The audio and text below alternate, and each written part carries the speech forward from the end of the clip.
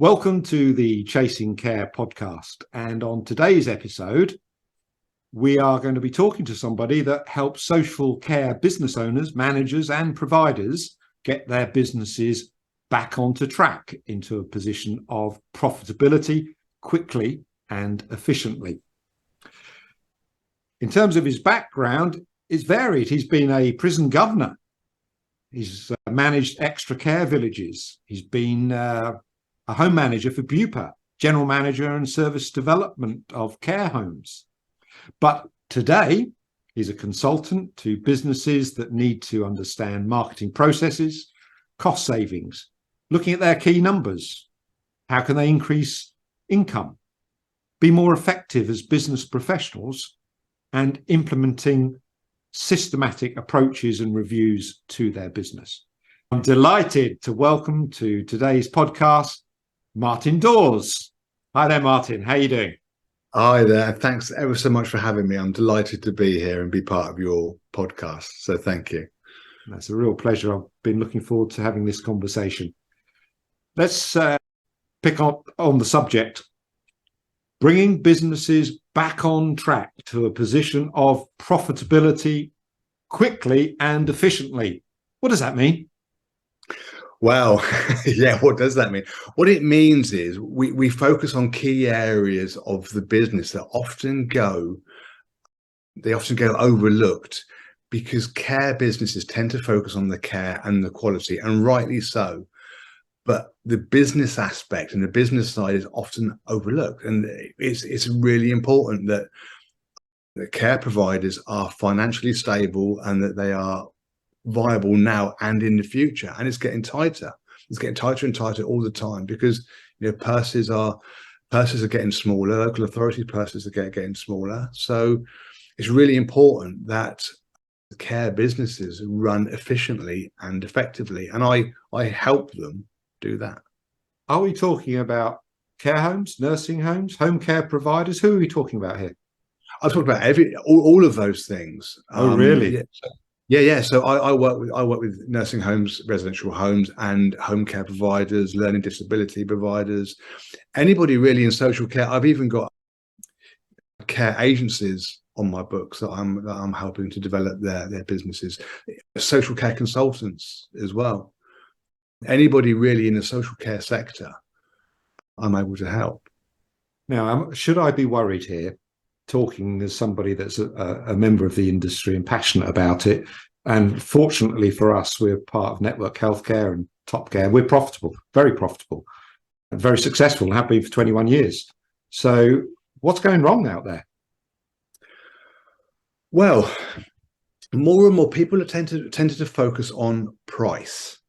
So a lot of providers will look at their price, and what they're inadvertently doing is they are on a race to the bottom because they are accepting low fees and allowing those fees into the home unchallenged and not following up and not asking for regular reviews. There's all sorts going on out there. Local authorities are struggling with their budgets as it is, and they use all sorts of underhand techniques to try and keep care fees as low as possible. And of course, care homes can't survive on low fees. I had some absolute horror stories come to me. I've as an example, one recently I come across hadn't had an uplift in over 20 years. 20 years? 20 years and not a single uplift. One of my clients last week, they followed some simple guidance that I gave them. I gave them some blueprinted emails. I said, just follow this through, because they had 5 clients on really low fees, and they managed to uplift that by nearly £10,000 per client. So they increased their fees by £49,000 for the year, just for those 5 clients, just because they followed a very simple and effective method of engaging with the local authority and trying to get those fees uplifted. Can I just ask a question? Let me just ask a question on behalf of all of those business owners that are diligently working hard because they care. And that's why we're in the industry. Absolutely. Why do you think they continue to care and probably not make money?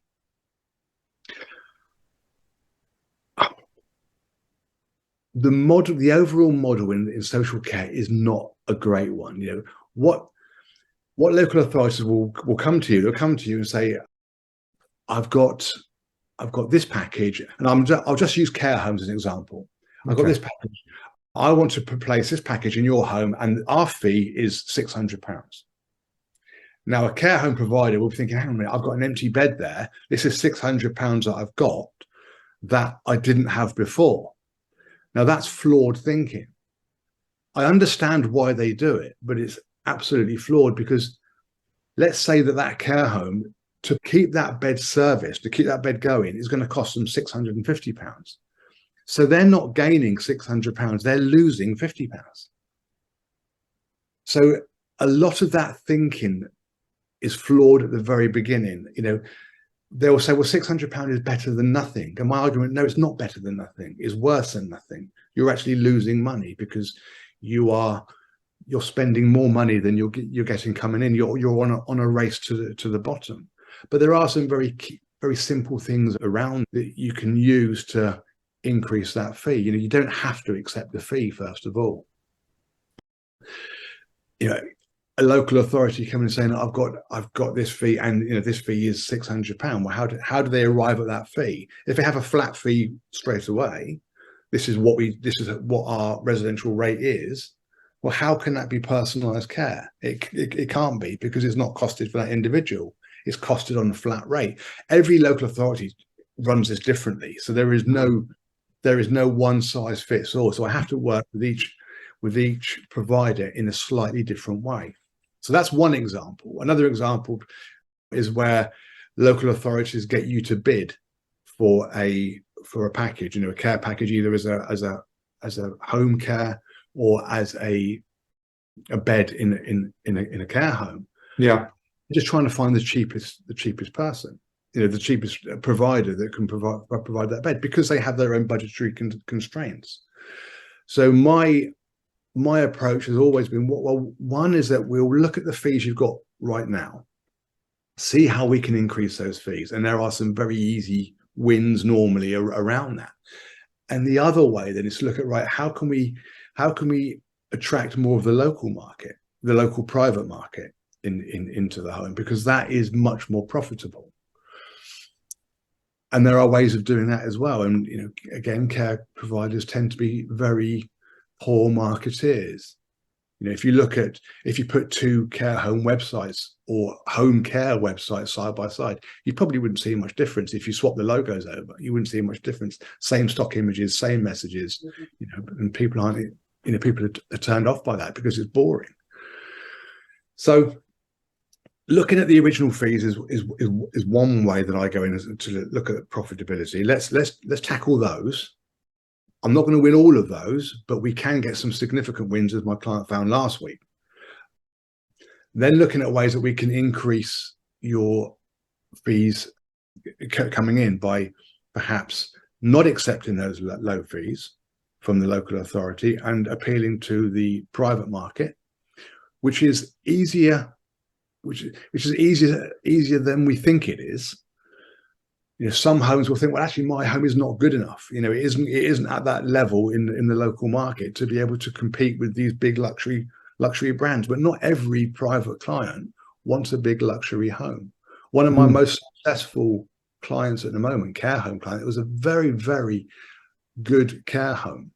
They had a luxury home open down the road. They came to me because they were worried about their fees and that this big home was going to go out of business. And I said, my advice was, put your fees up straight away to match theirs, or come just under or just over, so you are a competitor. Yeah. And then we focus on what makes you different to theirs. So now they are more profitable than they have ever been before, and they are full 100% of the time. Can I just clarify something again? I'm in my podcast, I'm always challenging people. So let's start off with the challenge. In your opinion, from your experience, is there enough business out there, so on a supply and demand basis, that care homes do not need to, let's call it, discount, go to the bottom of the pond to win business? Are there enough requirements from local authorities and private individuals, so that they should wake up and smell the coffee and say, stop this silly game that we've been playing. Absolutely. Absolutely. Accepting low fees, it doesn't help anybody.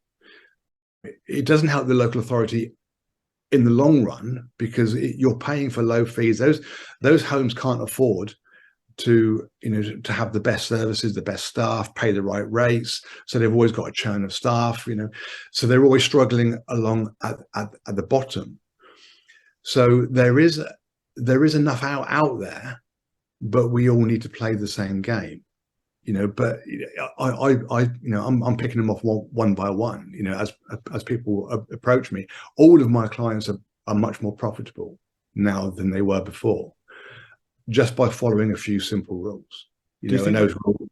We mentioned, I think, in the introduction about falling back in love with their businesses. I think that's actually very, very poignant. From my experience, and I talk to a lot of people in the care business, as you can imagine. Yeah, a lot of them, they're just functioning. They're just functioning. They're more worried about where to get their care workers from, and really not focusing on the short-term wins and the long-term gains. Yeah, but there are some very, very quick wins here. Again, another very successful home care client that I had. We had one conversation on the Thursday. The Monday she went into work with a completely different mindset. Within 2 weeks, she had turned her company around. Within 2 weeks, do you want to share that one? Can you give us a bit of a freebie on that one, maybe, Martyn? Yeah, I mean, basically, she came to me.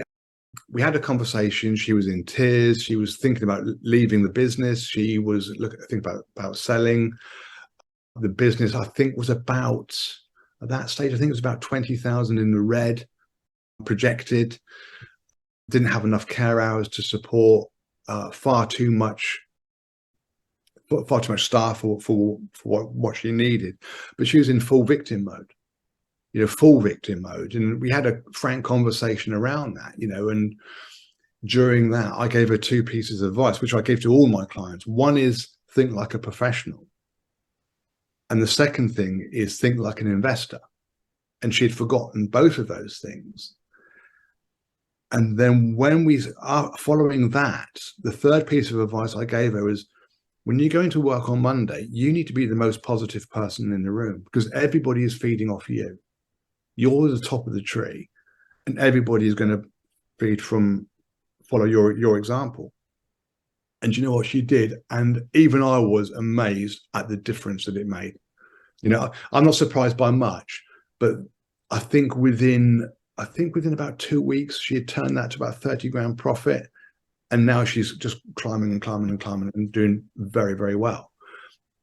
But these people who start home care businesses, and we now and again franchise, but we're largely wholly owned at Network Healthcare. We recognise that if you go and find a potential franchisee, they don't understand the care industry, and these are business owners that are just trying to make money, but they don't really know how to. It's almost an easy entry into the world of business. I know you've got to get your CQC registration, and I know it's a challenge, but with the right advice, there's professionals out there that you can get through that, and you can get your registration, and off you go. And then that's the worry, isn't it? It's the, oh my God, I don't know really what I'm doing next. Yeah, they can come unstuck very, very quickly, because it's a difficult sector. It's a difficult sector to be in, but it's a very rewarding sector if you get it right. If you follow these simple rules. So being professional means that, yes, care is important, and yes, quality is important, but you're running a professional business, and you have to think like a professional business person. And a lot of care owners and providers don't, to be frank. They think like, yes, I need to get quality right, I need to get care right, which is absolutely right. But they also need to think like a professional business person. And one of the ways I help them to do that is to get them to think like an investor. What would an investor do? Because they're going to be a lot more ruthless than you ever will, because they're not emotionally involved in the business. So what would an investor do?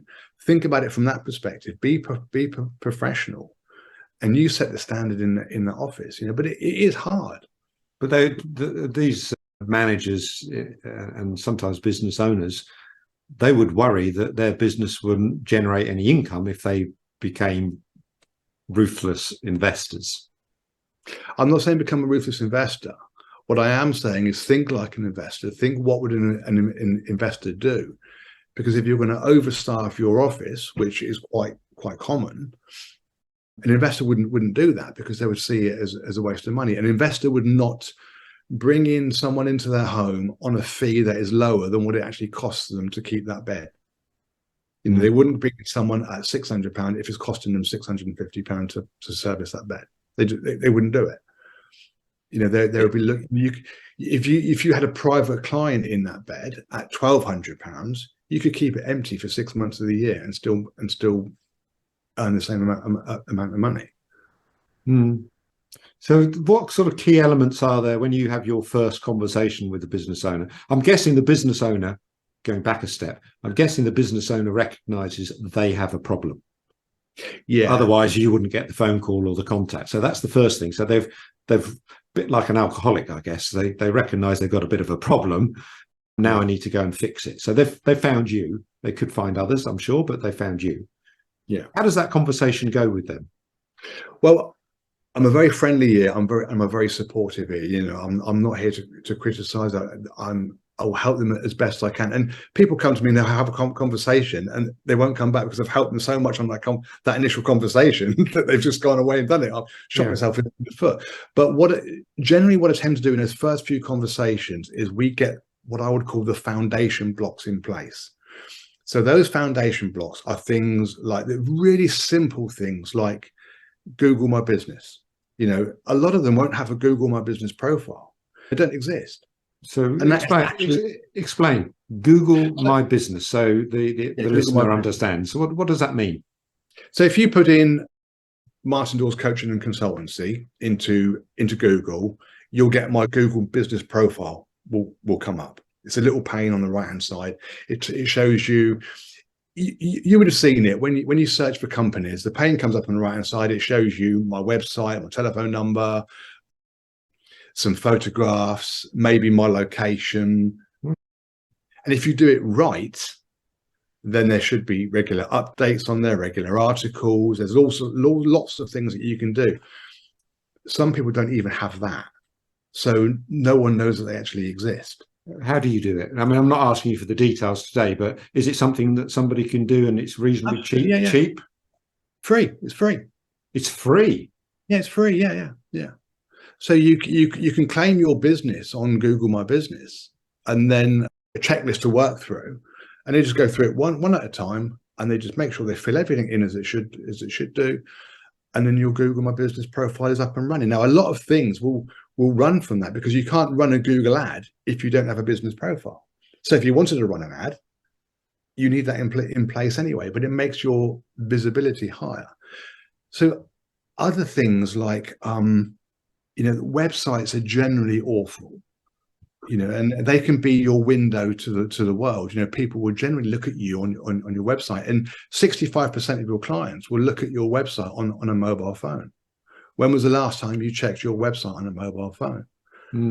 I actually done mine about 2 months ago and was horrified at what I found on my own mobile website, because this is what I like. And I'm guessing one of the other things that really annoys the consumer when they're looking is that you've got all these corporate stock sort of imagey things, because they stand out a mile, don't they? Yeah, and you see the same one on, Yes, that's it. You see the same one. I had a client yesterday, actually, lovely, really experienced mental health nurse. And you go on her website, there wasn't a picture of her on there. She owned it. She was very proud of it. And I said, you should be front and center on your own website. So when someone picks up the website, there's a picture of you. This is me. This is my business. This is why I'm passionate about my business. Even have a little video clip in there. So that you're not. So you're selling you, not you. People don't care about the business. What they care about is what problem you can solve, and can you solve that problem. So if they're seeing a person you start to form that connection straight away. If they see a corporate, bland website, there's no emotional impact there whatsoever. And these are the sort of things that you start talking about when somebody picks up the phone to you and says, I've got a problem, I don't know what to do. Yeah. And for example, we'll do a mystery shop.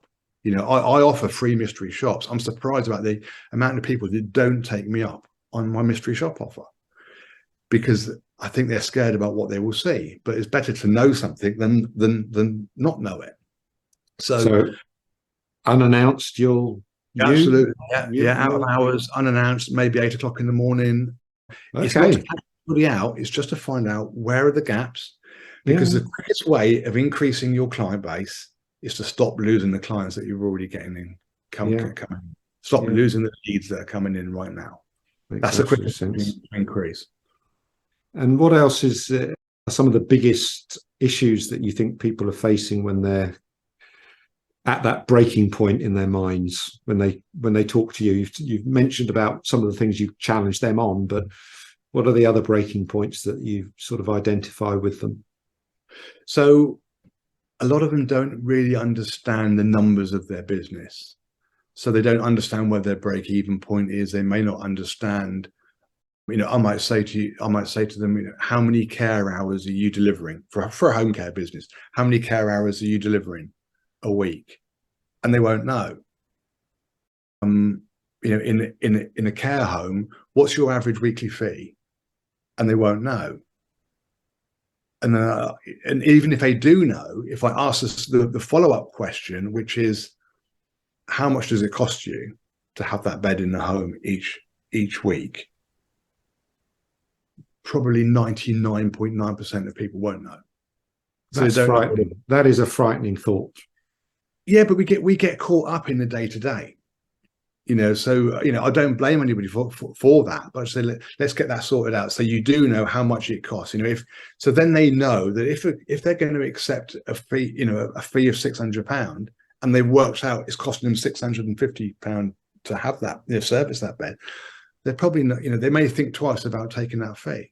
They may hold out for a few weeks to try and get 750 or 800.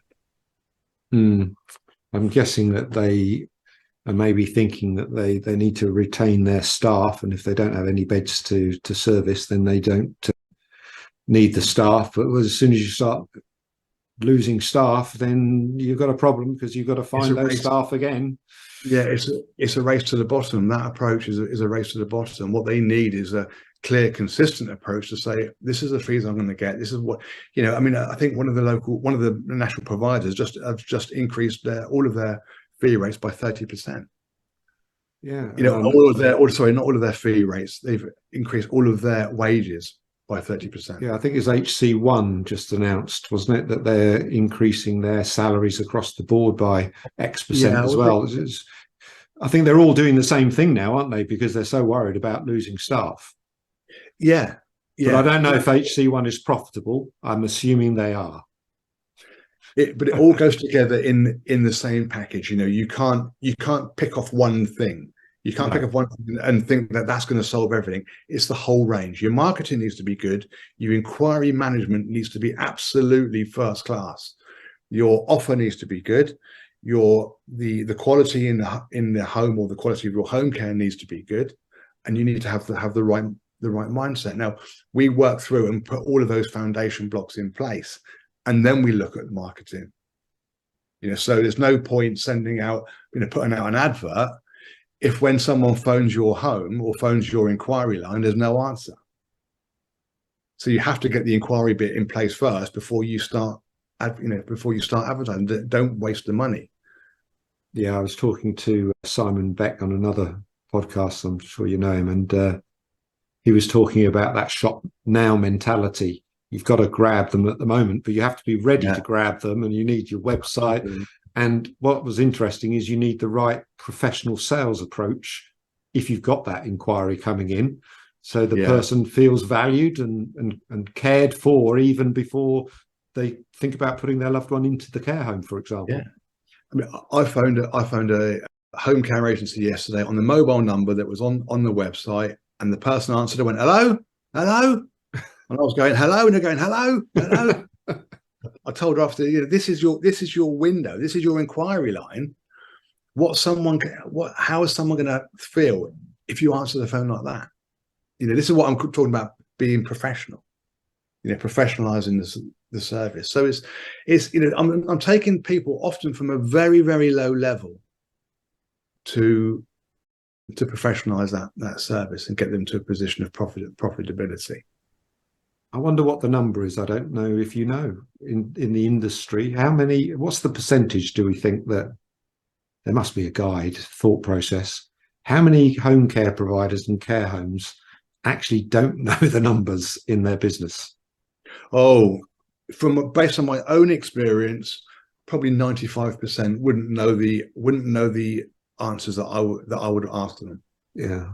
Well, it's not a criticism, and I don't criticize them for that. I just say, well, we need to get that. We need to get that in place. But because there's 95%, they're probably the people that are already having problems. But there's hopefully going to be a lot more that you don't speak to, Martyn, that do know the numbers, and they're very professional and the like. So, yeah, amazing. There's a lot about running a care business, though, isn't there? Yeah, and a care business is still a business. And that's what people need to understand. It is a business, and it is the owner's responsibility to make sure that business is viable into the future. So it has longevity. People don't want to be chopping and changing care providers if they can help it. Yeah, falling back in love with the business. We've talked about that or touched on that. I mean, what does that look like at the end of the day, do you think? In care, I mean, people do it for the passion of being in the industry, don't they? But falling in love with the business, it's adding that little extra word on, not just falling in love with the job you're doing, because they're probably all loving the job they're doing, but actually recognizing that they've achieved something for a business. And what we talk about at Network Healthcare is that we're trying to fix the problem of a local community, not the whole of a county with the NHS or the local authority, or indeed the government's problems. All we're trying to do is fix an issue in a local community. And maybe that's what people need to be thinking about in terms of how they run their business. Just fixing a problem in their local community in a way that is seen to be caring, but it's okay, isn't it, to make money? Oh, it's absolutely. Okay. Oh, it's essential that you make money. It's essential because that business needs to have longevity. It needs to be sustainable. CQC want to look at your books. If you register as a provider, they want to make sure that you are financially viable. You need to pay your staff properly. You need to have the right equipment. So it's essential that you make money, and it's essential that there are entrepreneurs out there who are willing to come in and invest and be rewarded for that investment, because it is hard work, and they are rewarded appropriately for that. Now, I'm not for a minute suggesting that people should come in and try and get care and scrape off as much profit as possible, and then leave it in the right mess. And we do see that occasionally, unfortunately. There are some unscrupulous providers out there. What I am saying is people should be rewarded for giving a good service, and they should be able to take a healthy profit. I've lost count of the number of providers who've come to me who aren't taking any drawings whatsoever. They aren't taking any money out of the business. So how they're surviving, I don't know. Yeah, I remember minimum. I remember back in the early days of the pandemic, I listened to a service provider up in Liverpool, I think he was, and he was on BBC News, and it was shocking. He said something like every hour of care was pre-pandemic was costing him about £1 when he was servicing local authorities. And due to the PPE, you remember those days when we all had massive amounts of PPE, I think he said it was costing him £1.15 an hour for every hour of work with the local authorities. And the only way that he was remaining in business was through the private work. That's shocking. That is awful to hear. Yeah, and that's something that that we need to take to the local authorities. And I'm quite happy to push back on local authorities, but people do it wrong. When they challenge a local authority, they tend to get it wrong. They tend to get too aggressive too quickly. Okay. And there are a number of ways of doing that. And my track record is actually pretty good with local authorities. I don't win every single one, but I've had some significant wins. I've had a few over £400 a week fee uplifts, which can make a massive difference to a small provider. Okay, we've had a fascinating conversation today, and I know we've just scratched the surface, but we're coming to the end of our conversation. I think we both agree that incomes in care businesses can be increased. There are ways and means.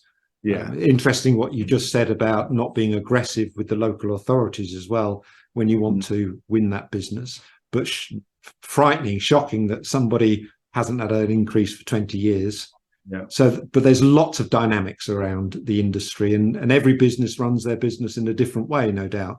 If somebody, Martyn, wanted to get hold of you to find out how they could fall back in love with their business and grow their profits, where do they find you? Well, they can reach out on my website, businessadvance.co.uk. They can download my free guide, helpmyfees.co.uk. I have a Calendly link on my website, on my Business Advance website. People can click on that and just book in a free chat with me. It doesn't cost anything. I'll help in it whatever way that I can. Sometimes there's people turn into clients, sometimes they don't. It's no big deal. I'll help. I'll still help them as much as I can.